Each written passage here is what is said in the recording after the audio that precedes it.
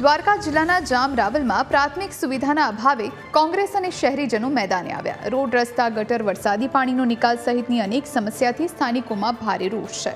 કોંગ્રેસ અને શહેરીજનો રેલી યોજીને વિરોધ પ્રદર્શન કર્યું। રોડ રસ્તાના કામોમાં ભ્રષ્ટાચાર મુદ્દે કોંગ્રેસ આગેવાનોએ અવાજ ઉઠાવ્યો। સમસ્યાના તાત્કાલિક નિરાકરણ માટે ઉગ્ર માંગ કરાઈ।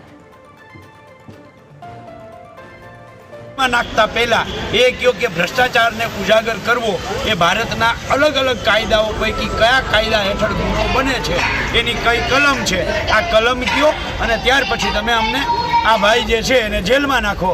પણ ચીફ ઓફિસર પોતે જ એની પાસે જવાબ ન હોય, એ ક્યાંક ને ક્યાંક જિલ્લા સ્વાગત કે તાલુકા સ્વાગત કાર્યક્રમનું બહાનું કરી અને નીકળી ગયા હતા।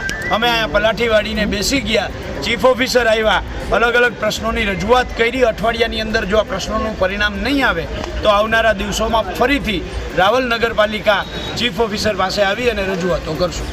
બરાબર। આ કહેતા મારે ત્યારબાદ પાલભાઈ આંબલિયાને ફોન કરવો પડ્યો કે પાલભાઈ આવી રીતના પબ્લિકનો અવાજ દબાવવામાં આવે છે, ભ્રષ્ટાચાર ઉજાગર કરીએ છીએ તો એને દબાવવામાં આવે છે।